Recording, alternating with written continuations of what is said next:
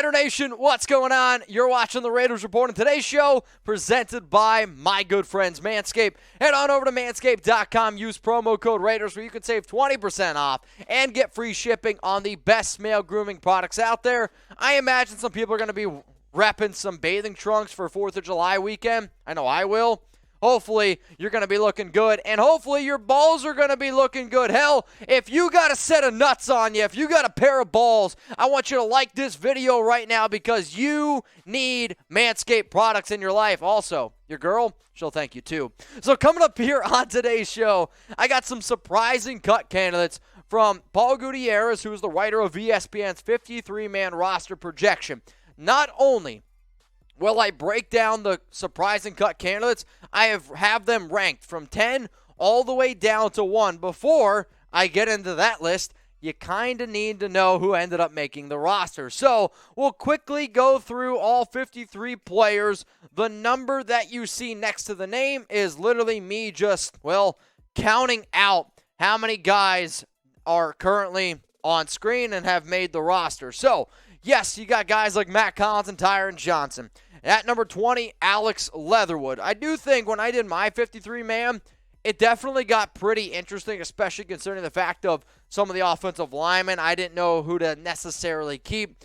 Defense was really difficult. Now, Gutierrez ends up keeping 6 linebackers, which was a little bit too rich for my blood, which, again, we will talk about a few of those names. Also, some of the dudes in the secondary, whether it was Anthony Averett, Nate Hobbs, all these guys I liked quite a bit. Trevon Merrick, Jonathan Abram.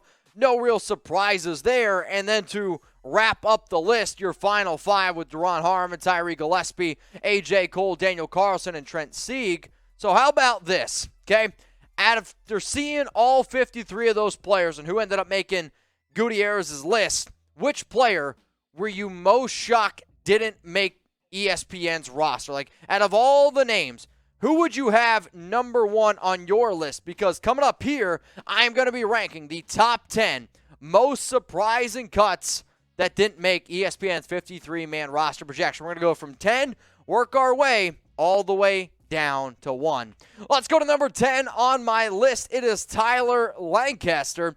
The Raiders signed him this offseason, and in terms from a career standpoint, he's played in 59 games. He's got 21 starts. And he started in 3 games last season. From a PFF standpoint, 55.8 overall grade, 56.4 against the run, 53.1 against the pass. The reason why I was surprised by it, and when I did my 53, I didn't have Lancaster making the team either. But from a standpoint of the video, I could see the Raiders trying to keep him because he's a big body at 6'3", 313 pounds. He's got some playing experience, and on a team right now that's got their top 2 defensive tackles banged up. Their other top 2 DTs are rookies. Maybe you want somebody who just has a little bit more playing experience. That's why Lancaster, kind of near my hometown, Amish country, what up, makes it at number 10.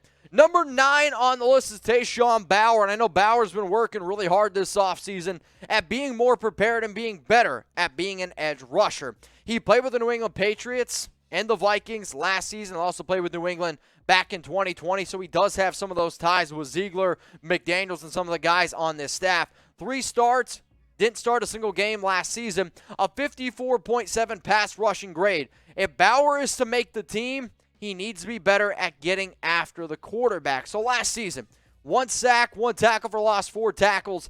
The only way I believe Bauer ends up making the team is if they keep 5 defensive ends. Maybe it's Bauer, Klee, you throw in Malcolm Koonce, obviously Chandler Jones and Max Crosby. But if something happens to Klee or if something happens to, Koonce, then sure, then you have an opportunity here for Bauer. At number 8 on my list here, it's Lester Cotton. He didn't make the list for Gutierrez. He makes my list here because Lester Cotton has been having himself one hell of an offseason. This young man went to Alabama. He was a very highly talented recruit coming out of high school, and he was getting a lot of the starting reps at right guard. And I believe right guard. And the biggest reason behind that is because you got a lot of injuries to Denzel Good. He was a big-time mini-camp winner from what I was told. And from an entire career standpoint, he's got 11 snaps played. Now, technically, 6 of those are special teams, like lining up for an extra point or for a field goal. And then the other 5 are on the offensive side. Last season, his 5 snaps that he played were at the left guard position. I do think Lester has a legit shot. I know that there's a lot of Raiders beat writers out there that believe that he's going to end up making the team. He didn't make Gutierrez, and for that reason, it was a shock. Now, remember, y'all, today's show is presented by Manscaped. They're turning the lights on, and they're also going to be turning your girl on. Make sure your George W. is looking A-OK for 4th of July weekend. How do you make sure you do that? Get your hands on the Performance Package. It's usually $121.94, but if you use promo code Raiders at manscaped.com, you can get it for $95.99. We're saving you 20%, and you're getting free shipping. You get the ball toner, the ball deodorant. If your balls smell good, believe it or not, that shit helps out a lot. You're going to get the most comfortable boxers in the world. The Weed Whacker, which gets rid of all those annoying little nose hairs. The Lawnmower 4.0, the best way to make sure that your body is fully manscaped. It's manscaped.com. That link's going to be available for y'all in the comments and in the description of today's video. At number 7 on my list, Jesper Horstead. And Horstead was signed this offseason, brought in to be a backup depth piece here at tight end. I'm a believer that the Raiders end up keeping 4 tight ends. And the reason why I believe that is because I believe that this team is going to run a lot of 2 tight end sets. A lot of 2 tight end sets. I believe he's a better receiver than Nick Bowers. I don't believe he's as complete of a tight end as Jacob Hollister. But for that reason, he was brought over for a reason, man. Like Champ Kelly, he was with Chicago last season. Horstead was with Chicago last season. They recently just signed him on June 7th. There are some places that actually list Horstead as a receiver because he is a little bit undersized. But if you're trying to make sure that you maintain solid depth, I believe Horstead is a better talent than Nick Bowers. Number 6 on my list, and this is really, when you start doing a 53-man roster projection for the Raiders, this is honestly where it gets kind of tough. Number 6 is Roderic Teamer Jr., the safety. The Raiders re-signed him to a 1-year deal this past offseason, and in the 2 seasons that he's played, 17 total games played, 8 starts. He did start 2 games last season. And what makes Roderic Teamer an interesting player is he's a below-average defender, but he does offer some versatility in terms of being a special teams player. And when you look at the bottom of a depth chart, you want guys that have that versatility in special teams. Last season, 18 tackles, 1 pass breakup, and definitely more of a Gus Bradley style of a fit. Personally, when I saw Gus Bradley leave and go to Indianapolis, I was like, Roderic Teamer's probably going to end up going with Gus Bradley. Didn't happen. He's still a member of the Raiders, but I was surprised that he didn't make the roster. Now, I want you guys to join the nation. Subscribe to the #1 Raiders YouTube channel out there. Hit the notification bell underneath the video. Click all. That way, you never miss anything. We will keep you up to date. We provide free videos. And if you're wondering, all right, why the hell should I subscribe to the Raiders Report? Not only do we talk about the silver and black, I get you a video every day, guaranteed. Live at least once a week. I go live every single Tuesday, 6 p.m. Eastern Time, 3 p.m. Pacific. We're an interactive channel, so I see guys like Daniel Topchi, Sham Gamble, Daniel Keenan, Rashissimo Locke. We got all these people, Patrick B. More subs equals more videos. We're trying to get to 115,000 subs, so please hit that sub button. At number 5 on my list for surprising cut candidates and Paul Gutierrez's 53-man roster projection, safety Dalen Levitt. Levitt's been with the Raiders since 2018, and I can still remember the day that I interviewed him back in 2020, and I didn't anticipate him making the roster. He was a UDFA, but the one thing that Levitt brings, he's a tough guy. He works his freaking tail off, and he's a good special teams player. And for New England in the past, they look for guys who can be good special teams players. In terms of what does he bring to the table, personally, I don't think his PFF grades show all that close to what type of guy he is in terms of coverage. He's not a good coverage safety. He's a good run stopper, but his biggest impact for any team, yes, he had 35 tackles last season. His biggest impact comes in special teams and comes in being a gunner. He wants to be the first guy down the field at trying to get a tackle on punt return. He wants to be the first guy down there on a kick return. He brings a lot of that toughness. He brings a lot of swagger, and he's number 5 on my list. At number 4 for my surprising cut candidates, it's Amik Robertson, and I have Amik making my 53-man roster because the people who I've talked to have told me that he looks really good. He's shown his versatility. He's shown that he wants to be a leader. He started 2 games last season, and I watched the tape from Meek, and I see a player who is talented. I also see a player who has struggled his first 2 seasons in the NFL because he looks lost.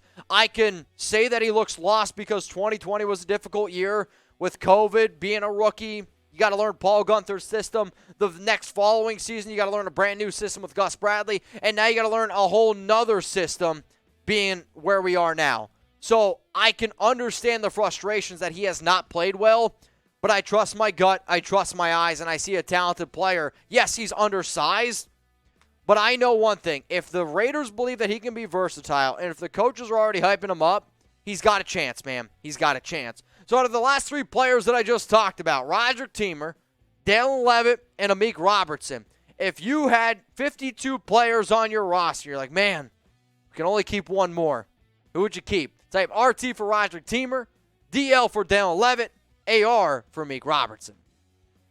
At number 3 in my surprising cut candidates video here, it's Jacob Hollister, and I'm actually a big fan of Hollister. No, the clothes don't fit me anymore because, well, I've gained a few LBs and I'm not in high school, but Jacob Hollister is a signing that I promise y'all you're going to like after the season. He played for the Patriots in 2017 and 2018, one of the reasons why he was brought in. He's a good catcher of the football. He can also block a little bit as well. When I look at the overall depth chart here for the Silver and Black, I view him as the 3rd best tight end. I would take him over Horstead. I would take him over Nick Bowers. His versatility is something that the Raiders coaching staff is going to like. His willingness to play literally on the field is something that coaches are going to like. From a statistical standpoint, the best year he ever had was in 2019. He had like 41 catches. He's not going to get you a lot of yards. He's not going to be somebody you can stretch the field with. But in a situation where you need an extra body, he has way more playing experience than any other tight end on the roster, not named Darren Waller. Hell, he's got more playing experience than Foss Moreau. Not nearly the talent, but he was somebody that made my list. At number 2, I'm going to go Nick Mullens. I was surprised that Gutierrez only ended up keeping 2 quarterbacks. He kept Jarrett Stidham. He ended up keeping Derek Carr, obviously. I see this Raiders organization keeping 3 quarterbacks, and because you can never be too safe. I was literally told by a Raiders player that Nick Mullens is clearly better than Jarrett Stidham. However, Jarrett Stidham, the Raiders traded for. Jarrett Stidham, I've also been told, looks better and knows the offense in terms of what you need to do off the field, doing certain schemes. But if it's just a talent standpoint alone, you keep Nick Mullens. You keep Nick Mullens as your backup to Derek Carr on Sundays, God forbid, if something happens to DC. And then for practice squad quarterback, you keep Jarrett Stidham. Jarrett Stidham can be your practice quarterback, or you do just keep him on the sidelines. You help him learn the extra offensive plays. Like, all I'm looking at is talent alone, and Mullens is the better guy. Yes, his numbers from last season were in the game up against the Raiders. I believe it was, week 15, week 16, when the Browns lost their top 2 quarterbacks. I've seen Mullens play. I've also seen him torch the Raiders in that one game, which I do not like to bring up, but I'm going to go with Nick Mullens. Number 1 on my list, the most surprising player that did not make Paul Gutierrez's list it's Keelan Cole, and it shouldn't surprise too many of you. I was going to say a hard-on, which I guess I can say if Manscaped's the sponsor. I got a hard-on for Keelan Cole. I think he's going to be a good player for the Silver and Black. The Raiders, they went out, they signed Cole. A few days later, they moved on from Bryan Edwards. And the day that they signed Cole, I was like, oh, man, Edwards is in trouble. Hell, I made a video about it on Locals. Cole is a smart route runner. He's a good player. He's going to find the open hole, and I actually see him as being the 3rd best wide receiver on the roster behind Davante Adams, behind Hunter Renfrow. And I guess I say the 3rd best receiver for Derek Carr because DeMarcus Robinson's a better athlete. Matt Collins is a better athlete. But I have seen time and time again, if you can be a good route runner and you're a route technician, Derek is going to look for you a lot more often. It was a great example last season with Zay Jones. I think everyone watching would say Deshaun Jackson's probably a better athlete than Zay Jones. But Zay was better at finding the open holes. Zay was a better route technician. Therefore, Carr and that offense relied on him. It's the exact same thing for Josh McDaniels. They want good route runners. They want players who show up and work their ass off. That's what you're going to get out of Keelan Cole, and I'd be willing to bet that he's going to make that Raiders roster. So here one more time, y'all, are the surprising cut candidates ranked 1 through 10 in terms of the most surprising guys that did not make ESPN Paul Gutierrez's 53-man roster. If you made it this far in the video and you want to take a screenshot, post it on Twitter, post it on IG, always remember that you can tag me, you can tag Chat Sports. All right, y'all, so what'd you think about this video? I know it was a little bit different from past videos that I have done. I want you to grade it. Be honest with me. I mean, that's the only way I can get better as a host, and it's the only way that I can assure that I'm providing the content that Raider Nation likes. So, A, B, C, D, or F, please be honest, grade the video.